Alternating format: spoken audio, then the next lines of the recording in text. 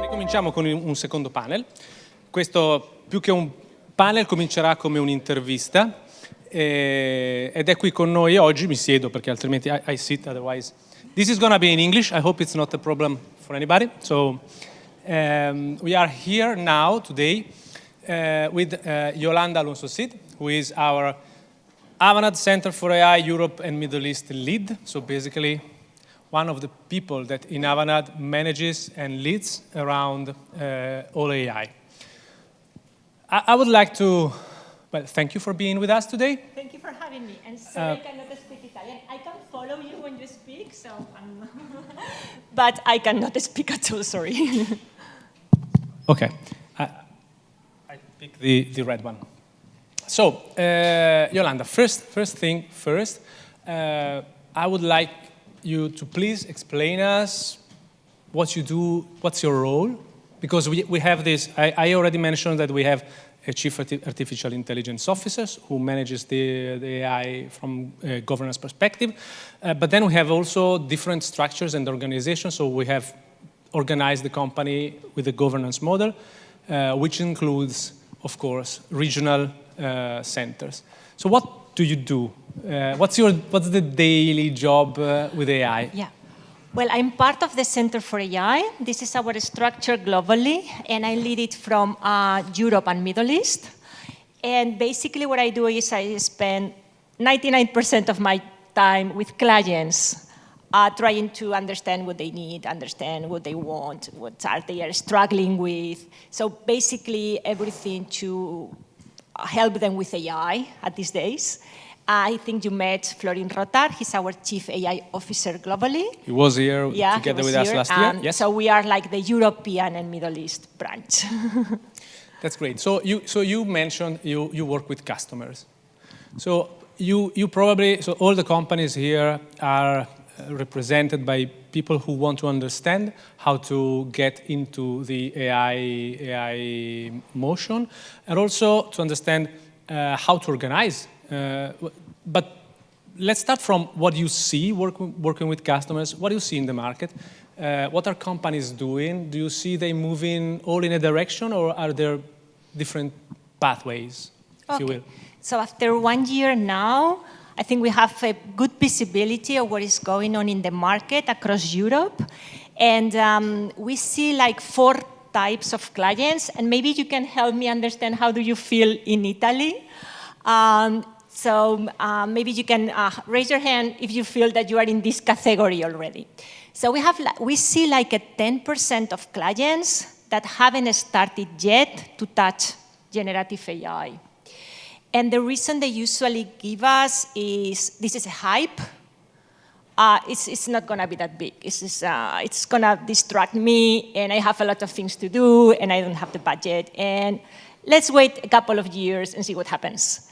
I don't think anyone in the room will be in this anybody in this situation? In the 10%? No. Otherwise, you will not be here, right? Probably, most probably, yes. So now we see around 40% of customers, clients, that are starting the journey. So probably they have started to touch some copilots or doing some POCs, trying to understand the use cases.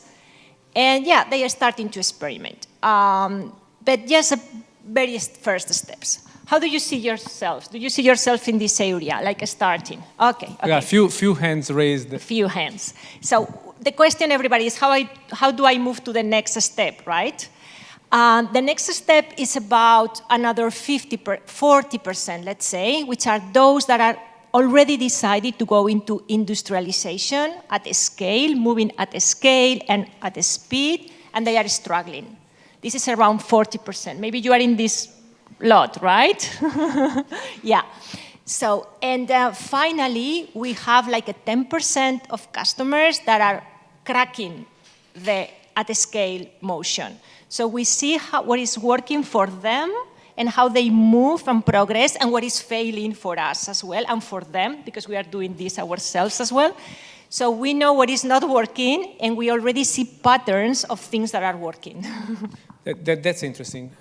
So Of course, please come and sit with us, have a chat, and bring your point of view at any moment. So it's quite mixed. It is quite mixed, but evolving very quickly. Because if you ask me like 6 months ago, maybe 20% was doing nothing, and 60% was starting. And now we are moving very quickly into, I prove the value, and now I want to scale. That's great. So I would ask you, Yolanda, so from your perspective, what are these companies that succeed at scaling? You know, those of you who have followed maybe the previous workshop with MIT, there is this concept of scaling at scale, so being able to enable the organization to scale very quickly. And with AI, how is it possible? What are the best ones doing? What are you seeing them doing to scale at scale with AI? Okay. If we see the 10% that is just thriving, let's say, these 10% are two categories. Ones are those that were doing a lot of traditional AI in the past. So they were already understanding AI. They were having some structures in place, some IT around data and AI. So they were like in this mindset already. So they jumped into generative AI very early on. That's why they are more advanced, because they were ready to understand. And the second ones are those that were in niche business, so not the big banks, not the big petrols, like, I don't know, we work for Michael Page, for example, which is this recruitment agency. We work for online university that is a leader in Europe. It's a niche player. We work for some manufacturing companies in very niche manufacturing. And they realized that they didn't need to be that much advanced in data and AI to jump into generative AI. Because generative AI was helping them to bring value quickly without all the big digital transformation that they were not able to do in the past. So these are also grabbing it very quickly and scaling up very quickly. That's interesting. You mentioned manufacturing. There were two customers here, two companies, better said, that I've been talking to right now. And they told me, but we work in a manufacturing kind of environment. We don't really see how to really leverage this type of technology. So how do you do that? So what's the success feature? Yeah, so let's pick two different clients. I think one of the most advanced clients that I see in Europe right now is a manufacturer, a huge car manufacturer in Germany. You can pick one of those. There are not so many. And this client really is doing a lot of AI end-to-end. From standard AI for quality assurance during the manufacturing of the car, but he's also using it for reinventing the whole business-to-consumer marketing value chain. So he's now able to provide, he's going to transform the way you buy a car from them without going to a dealer in between. So they are just moving very quickly into reinventing the whole business because they were prepared before. Okay? But let's pick another one smaller. This is an OEM manufacturer for cars. So they build pieces of the car. Smaller company, not this huge company, but it's a big company. And they came to us and said, I'm already optimized everything I can do in a factory plant. Everything. I cannot do anything better than that. And I said, okay, then we have two options. Either you use traditional AI to really optimize what your people has already optimized to the maximum, and we are doing this right now. We are optimizing 3D manufacturing of design of pieces, or you can optimize all the rest and get synergies. You get synergies and optimization on the processes that you do that are taking a lot of money and it's not your core business, like selling, invoicing, finding the intelligence in your information. and at the same time, you are optimizing your core business, which is manufacturing. So a mix of generative AI with AI that is unlocking this new wave, right? Like in the past, AI was like very strange, and now it's like, okay, I can consider this for some other stuff, right? Yeah.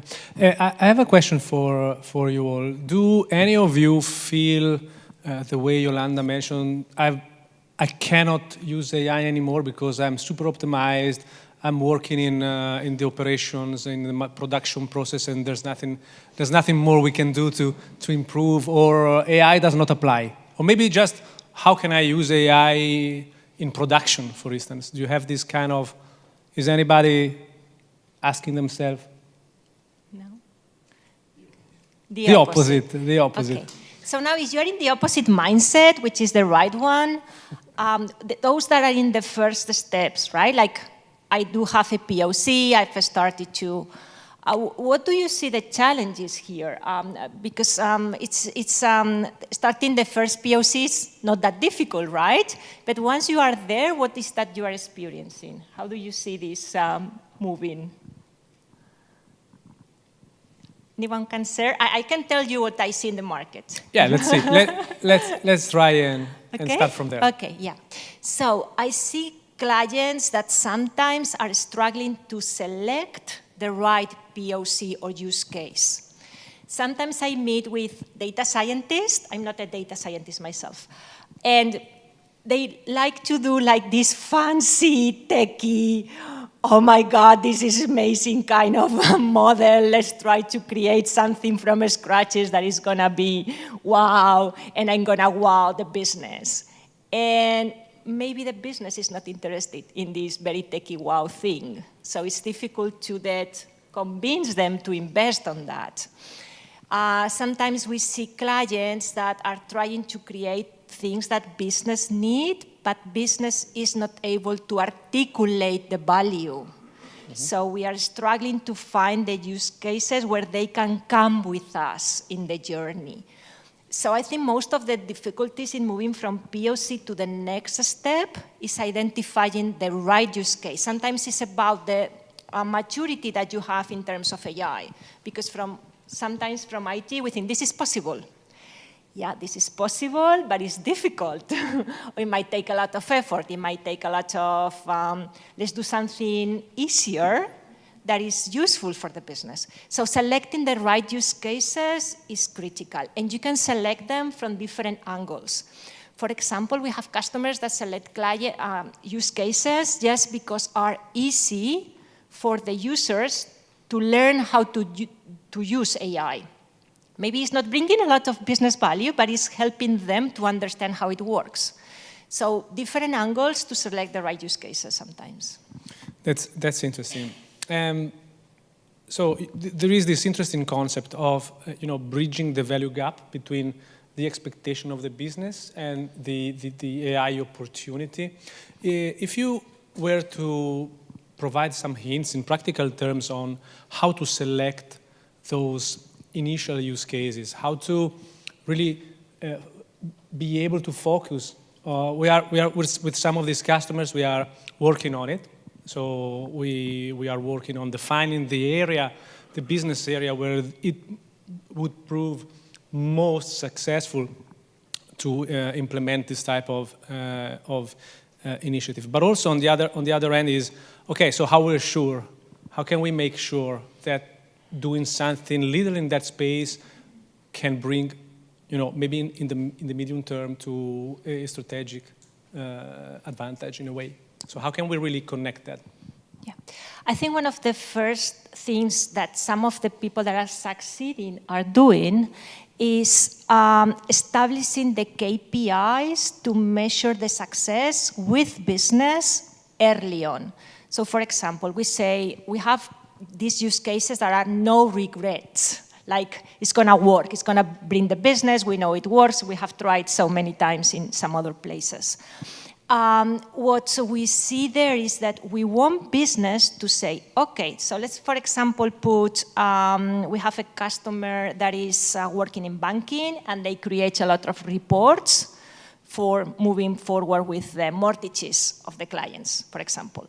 So instead of saying we will improve the time, we will reduce the time for an employee to get their report done, what we do is we talk to business and say, okay, what is important for you in this proof of value? Instead of calling proof of concept, let's call it proof of value. How do we prove value with this technology that you think is valuable? And they say, I want to make sure that all the reports are not having any subjective point of view, because I have 200 employees and they bring with 200 different kind of reports. And this is giving me a lot of compliance work afterwards. So they don't realize, but I see it. Maybe you don't know, but I'm in the business, and I can tell you that getting consistent reports is what I need. So if you measure the consistency of the reports of the proof of value, I will buy it. So engaging with them early on and say, okay, and how much and how we should value this. So for example, we have a lot of clients that are measuring sentiment analysis. And they say, okay, this is good, bad, so-so. And I say, let's design together early on what is good for business. Because it is subjective, right? If a client is happy or is angry, how hungry or how happy he is, you might have an opinion, I might have a different opinion when we read. So we need to agree to start with what is going to be good for us as a company, as a KPI, to measure it. Otherwise, you bring it to the business and they say, I don't think it is correct. So this kind of exercise of setting up the criteria beforehand with them is extremely important. So yeah, we are discussing, the whys. So the big question is the why should we do that? The why business should be connected to the outcomes of a generative AI initiative. But then when you decide that, then it's time to think of, how do I do that? How do I organize? You said that companies organize in a way that makes them succeed. So what do you think are the main, or better said, what are the good companies doing now to organize themselves internally to support this kind of transformation? Yeah. When they're industrialized, of course, yes. Apart from the starting So let's point. imagine that we already have a proof of value, we prove the value to the business, and we now are trying to move with another use case and try to industrialize, put into production the first use case. So you're starting to have like a machinery because it's bringing value to the business. And we see companies organizing this machinery or governance in very clear way. They might have different names for that, but they have usually two things. Together in Avanade, we call it AI factories, but some clients call it COEs, labs, different names. But you need to have two things. The first one is someone to create the governance. You need a strategy, right? You don't want different POCs handling the different ways. You want synergies. You want to replicate what you have. You want to create foundations. So you need to put a little bit of order there.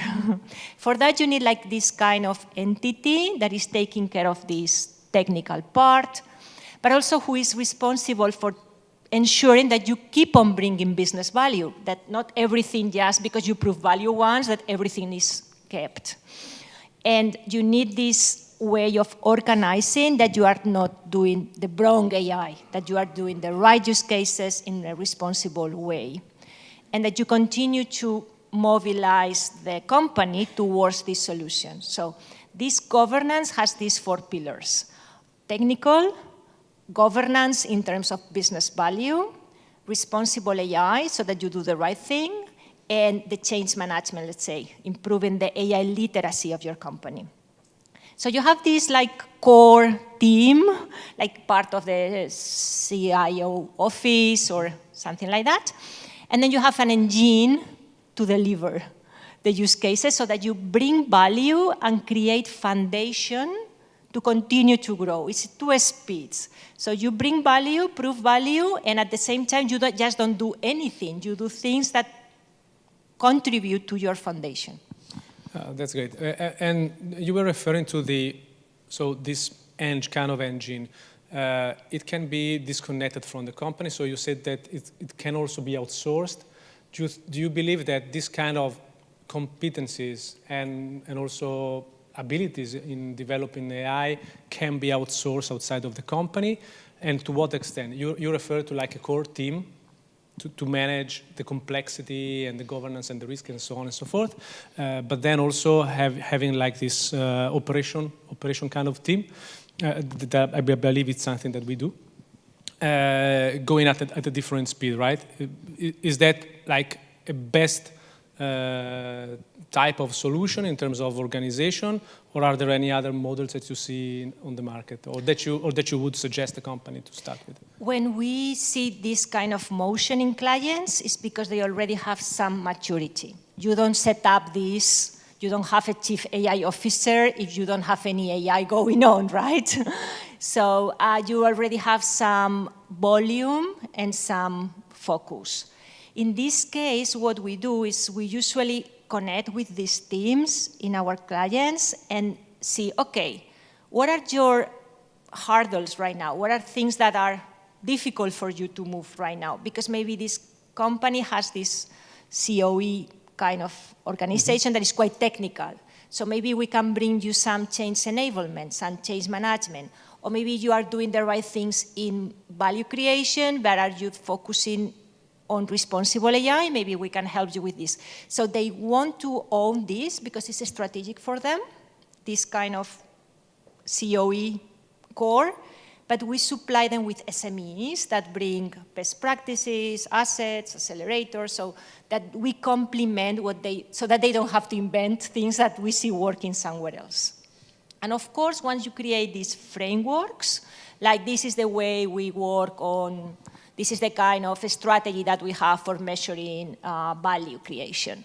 Then you can have teams that are developing the solutions that can be internal, external, a mix of providers, because you have the rules already. So I don't go there if I bring a team from a partner and do anything. I just stick to the rules because there is this COE that's setting up the rules. Yeah, thank you. That's very interesting. And do you already, may I ask everybody, do you already have like a governance framework in place for AI? Not yet. No. Not yet? Not yet over there? That's something that can be done very easily and incrementally. I think no? Do you want to comment? You should know. You should already. You're starting. It's ongoing. It is an ongoing journey, of course. Over here, anyone? No?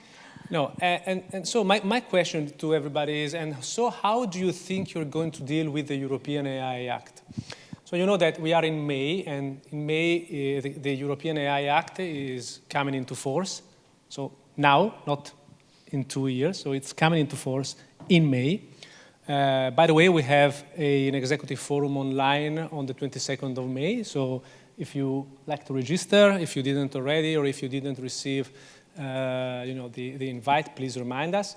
That's compulsory, so that's not something you can avoid, right? So when you think of doing anything with AI, you must start thinking to the European AI Act and then the whole framework that it requires. And managing this also requires to probably having put in place some kind of governance. Yes. One of the things that I've been asked a lot is this EU AI Act and a stopper? Is it stopping innovation for Europe? Is this a problem? Should I stop doing AI because I'm getting into another GDPR nightmare? Okay. If we think about go through the EU AI Act, what we see is a framework that is around risk.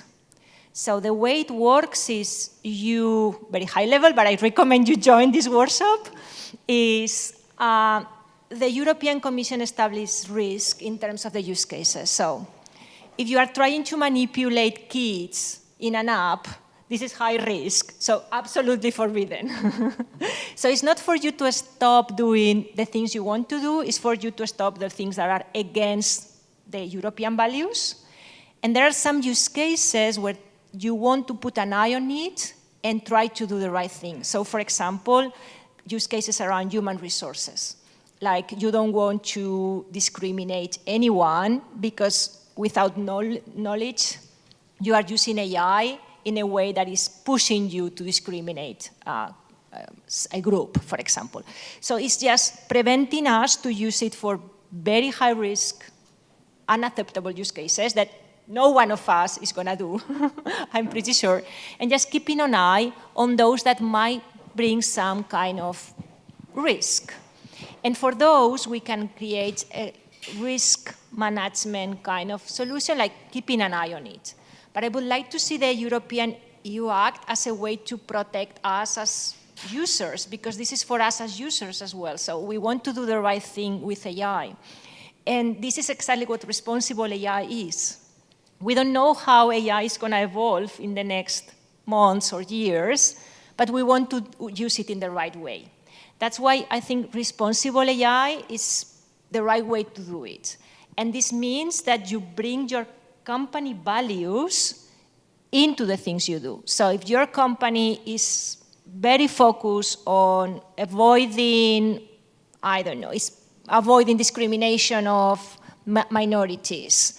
So you create AI that is really putting focus on this. So I see a lot of companies using responsible AI as a market advantage.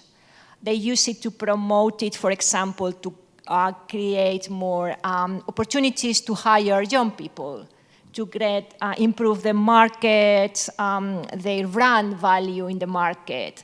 So just saying, we are doing AI and we are doing it in the right way according to our company values. So it's not only about compliance with the law, which I don't think is going to be, we need to be careful, we need to be vigilant, but I don't think it should be a stopper.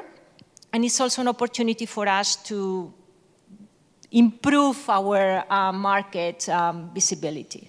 Thank you. And I also would like to add maybe that we are among the companies that should use responsible AI as a competitive advantage, as we have our own framework for responsible AI. Responsible AI, because we are a player, of course, in the AI ecosystem. So I would urge you to insert in your tenders, all tenders, if you are going to contract some company that works with AI or develops AI, to make sure that they have such kind of framework enabled and deployed at the organization level, and also be able to provide you any evidence of it, because it's going to be important and also compulsory in a while. We are almost on. Do you have any questions about this governance framework? Yes, please. Take a seat. Take a seat now. Take a seat now. Please, we have two free seats, and stay with us.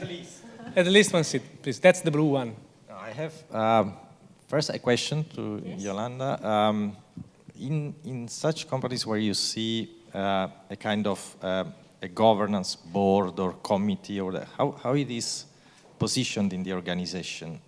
I mean, because I participated to the design of a tentative framework for AI governance, and in fact, the final question was, okay, now that we know that we have to have a kind of governance, but where should it be?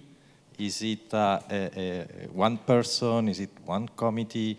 Is it something that stays with the CEO below? I mean, what do you see in your observatory?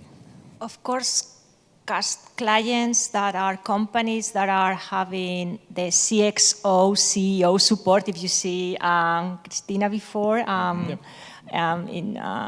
JLL, of course, they are doing the right thing, right? They have the CEO at the top pushing, and they bring this holistic view, which is very important. This is having a lot of opportunities to succeed because they have this sponsorship from the top. if you push it from, usually the other idea is that you push it from IT. This is very tough. This is very tough because the last thing you need is tech here. For every euro you spend in tech, if you spend it in increasing the knowledge of your people of AI, it's going to be much better. So in this committee, you probably need human resources. In this committee, you probably need legal because of this responsible AI. It's not a full-time job, but you need them there. And you need business, because at the end of the day, you want to improve the business, right? So you need these 4 pillars, like tech, governance, business, value, responsible AI, and change management. So the 4 of them need to be there. And if one is lacking, then this part will be not that strong. But if you push it from IT, it's going to stay IT, and it's going to be very difficult to scale. And if you fight to move to the next step, to convince your CEO this is the level, then my recommendation is give him something to try. Put him a demo, put something he or she can touch, and that he can experience the power. And when they experience the power and you explain them the power, not the PowerPoints and this is the impact, blah, blah, blah, but touch it, and touch it in something that is close to their hearts, like, I don't know, he's very focused on marketing, or she's very focused on finance, or whatever. And they see it, and they say, oh my God, this is not an IT thing, I can use it myself. And this helps to move it upwards. So we must conclude that probably the easiest way or the quickest way is to establish a committee. Yes. With all the different Yes. areas or Yes. skills involved. Yeah. And of course, IT is a part of it, should bring. Of course. What we did, for example, is we do not have yet a governance board, but we, yes, bottom up from IT, we assessed the risk level. There are tools on the market that we tried, and we also made a kind of an ethical assessment of one of our applications to understand the kind of risks that we were having implicitly from adopting the specific algorithms. Then with this evidence, we, I would say, made aware the rest of the organization. So this can be one contribution that can be brought from the bottom up. Absolutely. Okay. And the importance of these tools for anyone that is trying to use one of these tools, the important thing is that it's not only about the UA-AI Act, it's because most of you operate in so many different countries. There are a huge number of legislation around, and Absolutely. all of them are applicable to us. And even more, as I was saying, this is not just about be compliant with the law, of course, but you want to add in these tools, so select a tool that you can customize. That's important. Because you want to put there your own responsible AI. We were describing before, I will be a manager of agents. Like, of course, this is not going to happen in today or tomorrow, but there will be a point where your company will have values that will be associated to AI. So imagine, for example, autonomous cars. We are now not yet in this position, but as we move with AI, we will be. So you have AI that is now deciding in a kind of an environment that might be cause an accident, that is a child and an elder person, so grandfather and the kid. So maybe different brands will take different actions in case of select who is the one that be gonna be injured. Maybe in Europe we say, I prefer to save the kid. I don't know. We might have different point of views. And in China, they might say, I prefer to save the elder. So there will be a point, this is very extreme, right? But there will be a point where your company values will be in the kind of products and services you have that will be having AI behind the scenes. So being able to put these criteria in your tools is very important. So select tools that you can customize. Yes. Thank you. Thank you, Francesco. Stay with us. We need to close, but maybe just last question, very quick. So let's say companies here have already started something. We are, in the first discussion. Somebody made some steps already. So starting next Monday, so they have 1 week to prepare. Starting next Monday, so what should they do? For me, personally, I would recommend that you have some kind of AI literacy in your company, that you spend some effort in training your people, in removing barriers if they are afraid. The lady before said some people might think they might lose their jobs. You need to have these conversations. You need to talk to the people. You need to explain this is not going away. You need to explain what Fabio was saying before. Either you use it or you are out. And this is going very quickly. So have these forums where you explain how AI works, how you can use it, how can you, because this is a process. So you need to go through the process. And the sooner you start, the better. So I think that's important. And maybe the second one is, if you are still in POC phase, try to think if you are having the right use case. Sometimes we are failing because the use case is too difficult, it has some risk. For example, I see a lot of people saying, okay, this is fantastic for chatbots. Let's do a chatbot for clients. Maybe that's not the best way to start with, right? Maybe you want to start internally before. So, and then because you see that it's difficult, you are stopped. So try to reconsider your use case and try, instead of thinking of POC, proof of concept, think of proof of value. If you haven't engaged with your business yet, go to business and say, I am doing this. Is this what you need? Do you think we are bringing the right value here? And they might say, I don't understand what you are doing. So come back to first step. Bring more AI literacy. So you do something tomorrow, try to think about some training session, bring some partners, someone that can explain easily. Very easy, no, like I will explain my mom. That's what I will do. Thank you. And also, in the last session, in the last panel, we'll see how to connect this value and bridge the value gap. So thank you both. Thank you. Thank you for being with us.